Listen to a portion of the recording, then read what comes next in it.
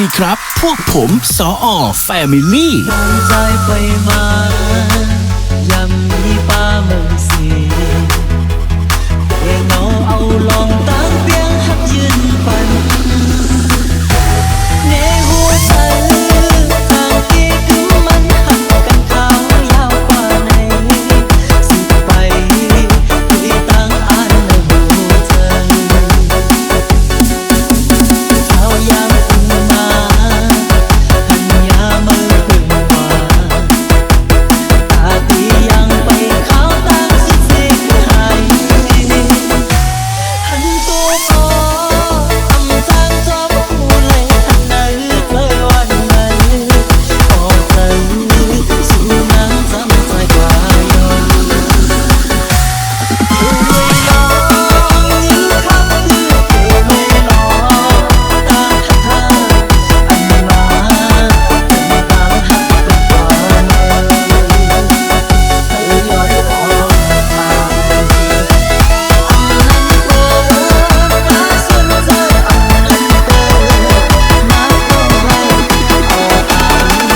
สวัสดีครับพวกผมสอแฟมิลี่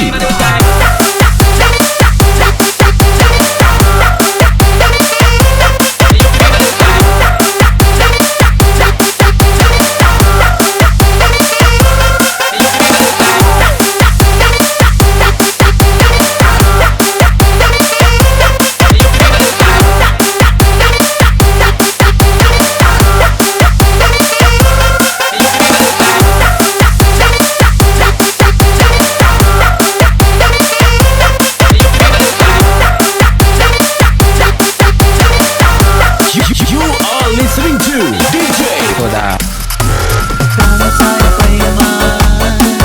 อย่ามันมีป้าเมืองสีเองเอาลองตั้งเปียงหักยืนปันในหัวใจทางที่คือมันหักกันเท้ายาวกว่าในสิไปที่ตั้งอันในหัวใจเท้ายามอุ่นมาหันยามือพึ่งว่าตาที่ยังไปเข้าตั้งสุดเสียหายหันตัวพอทำทางจอบผู้เลยหันนั้นเลยวันนั้นออกใจสู่น้ำจำใจกว่าย้อนไม่ลองยิ่งคำคือไม่ลองตามท่าอันมาตามหักเป็นความให้ย้อนออกมาฟ้าสนใจเอานั้นเกิดมาก็ให้เอาอ่าน สวัสดีครับพวกผมสอแฟมิลี่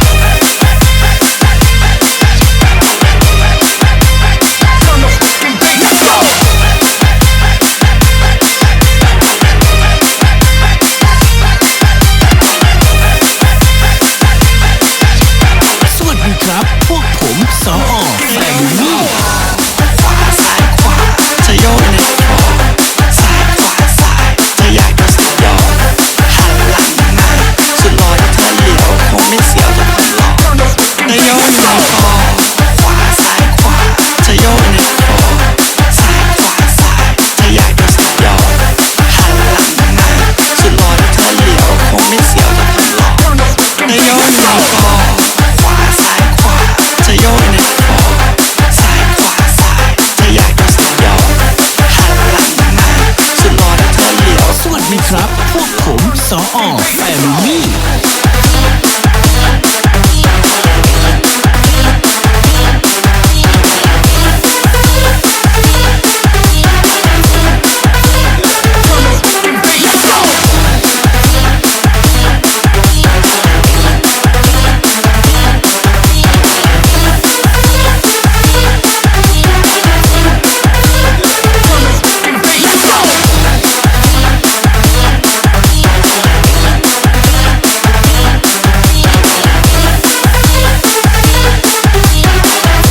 You are listening to DJ โซดาเธอคนมาสู่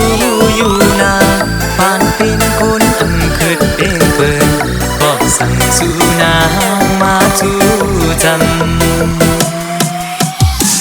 มาหยอกเจอฮักสุดนางเยาสักองมือสิเฮ็ดนั่งอันมูจานางฮักนางคืนอันมันคือสุดขึ้นเลี้ยงเยาวนอยู่คือจังหลับไหลก้มน้องจังกว่าสั่งหูตีเหมือนนั่งสวนหาเป็นสั่งสู่นางน้องอยู่ๆซ้ำปันลองตายึงมือเต้นางซ้ำอันหักพอใจเอาหูปองใจยอฮักแต่จึงว่าน้องผู้พาคนไทยเราจึงมีฮักคุยเล่นางมือไข่ทองสู่นางฮักนั้นเงินคำยังเลือใจเฮาซ้ำตีเหตุเจิงเดือฮักอยู่ก็ดีและยันยาวน้องฮักไว้เฮาสู่ทุกข้อหานี่เงินคำเฮามันบ่ทิ่มยอมปีที่ขัดใจลืมนางปันปีที่นี้หมดใจวันหลังมันเฮ็ดเป็นยาวสั่งสุตีซื้อปีวนสั่งนาเพื่อมีสั่งเธอที่ใครจอมปานเป็นคนมาทุกข้าก็พาฮักเจ็บในนี้ตาไม่เจอก้อนตาพี่เฮามือเดียวใจเฮาปองใจยาว You are listening to DJ โซดา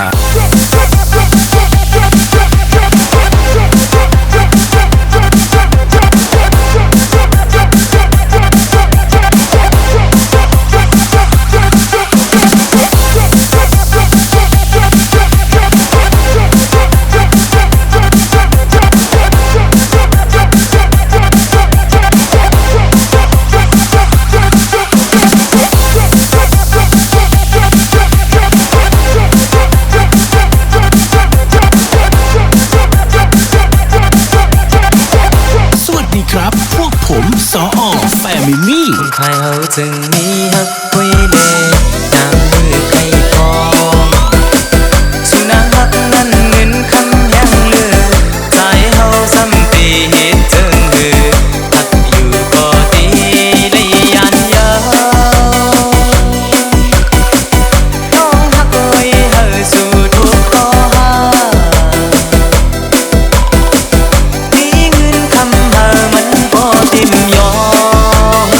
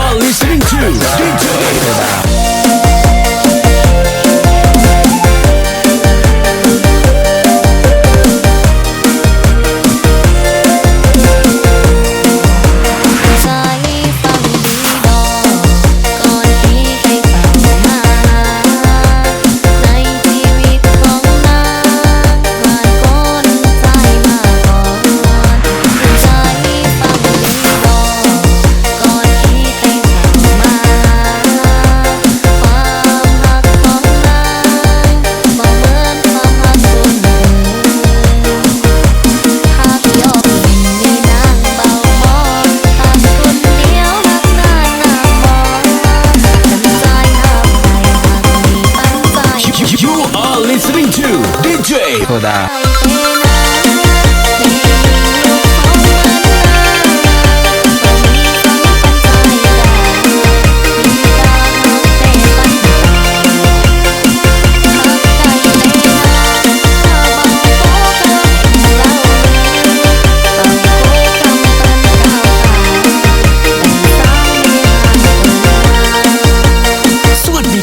พวกผมสอแฟมิลี่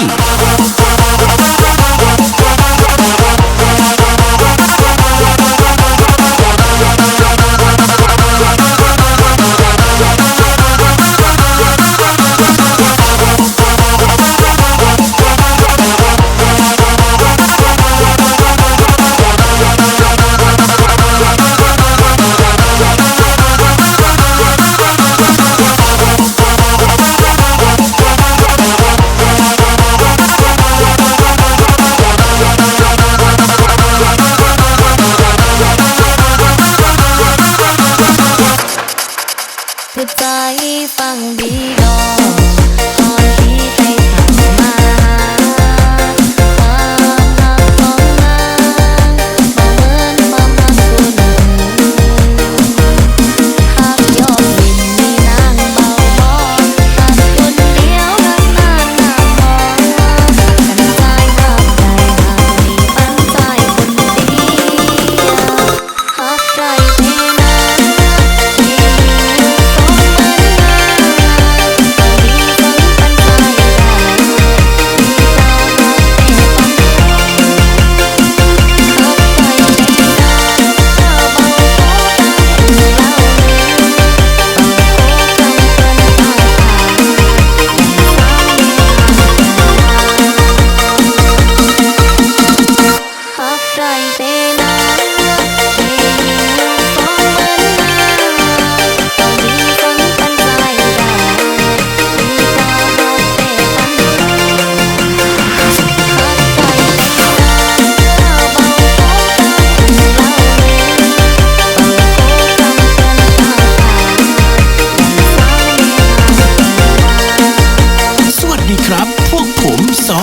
แฟมิลี่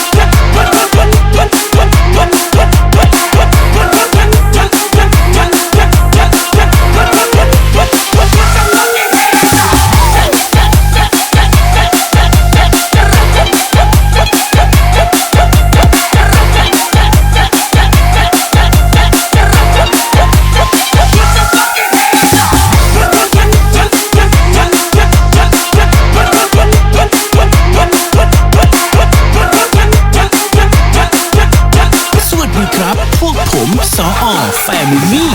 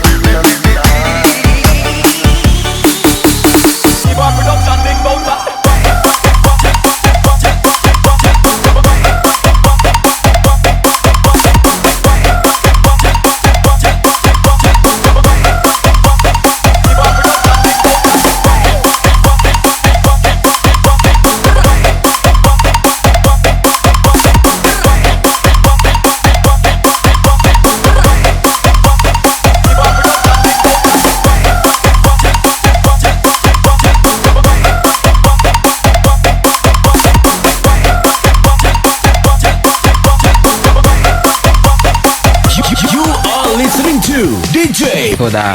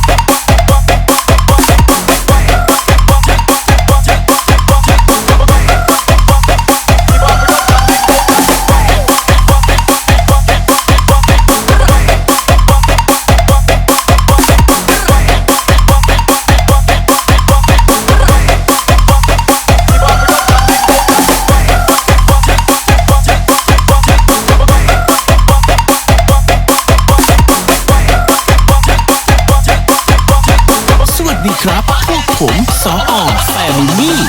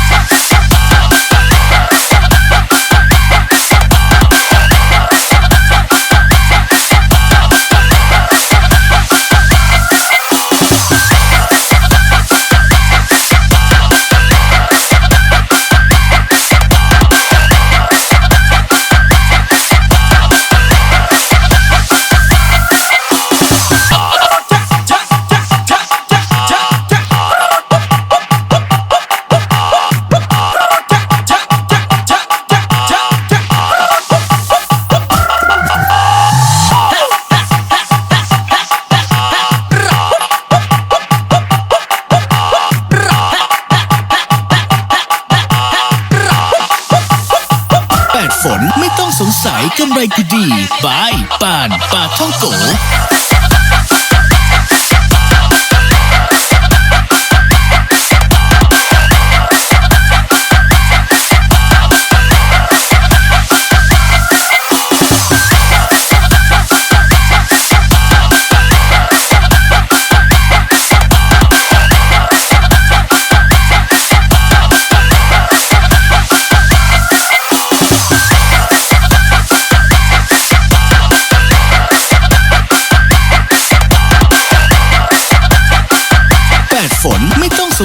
กำไรก็ดีบายป่านปลาท่องโก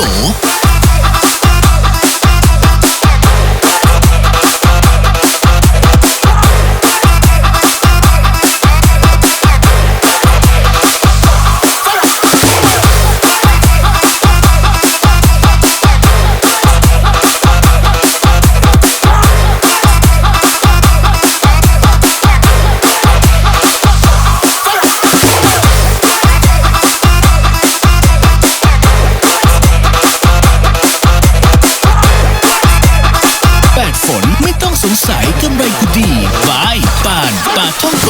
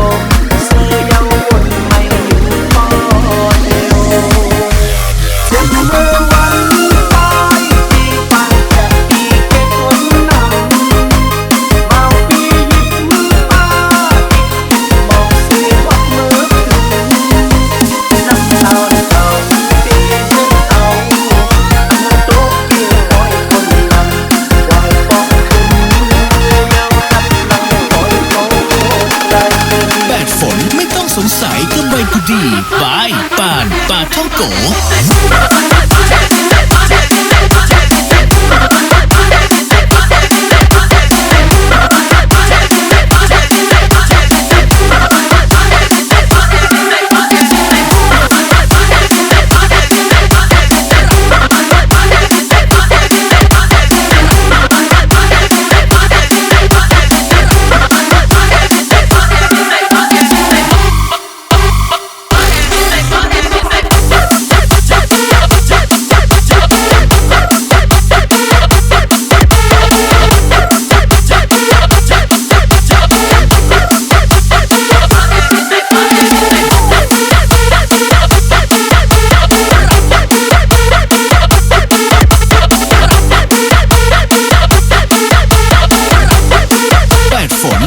สงสัยกำไรก็ดีบายป่านปลาท่องโกตามใจอันคุณทั้งสองมองวันนี้นั่งอันเป็นอันแม่นลองตามมองเย้าแลลองอยากใจลองสุขใจมันเคยย้อนก็มาพอถึงตึงเลยตั้งนานเย้าน้ำตาหยดตกไหลตามสักเขาอันใจฮักกันสุดเย้า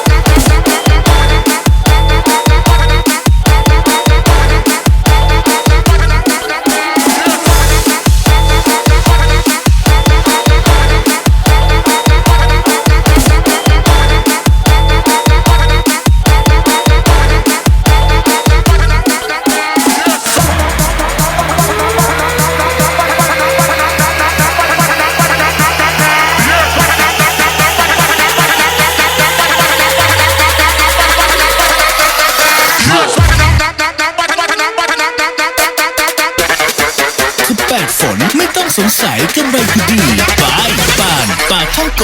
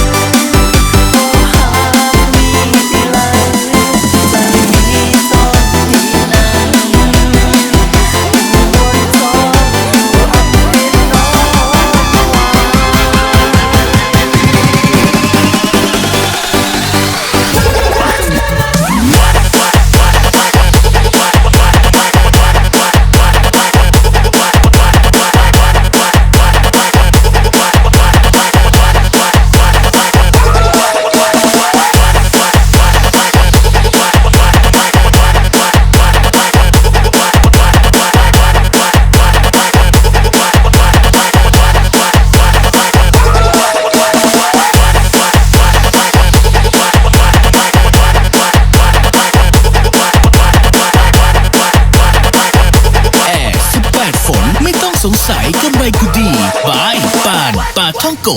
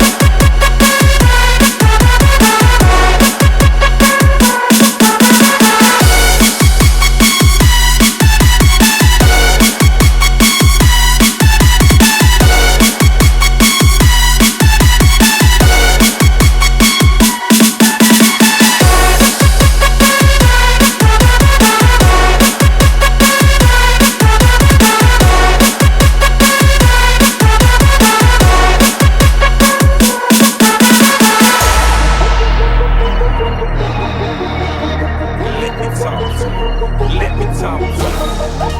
Let it rain. Let me talk to you. Come on. So they had a little party, loose with the world. The whole club was looking at her. She hit the floor, next thing you know, so they got no. Legs split, hands in the rewind, the strand, running in every booty is flat. She hit the floor, next thing you know, they got no. Oh, you crazy motherfucker.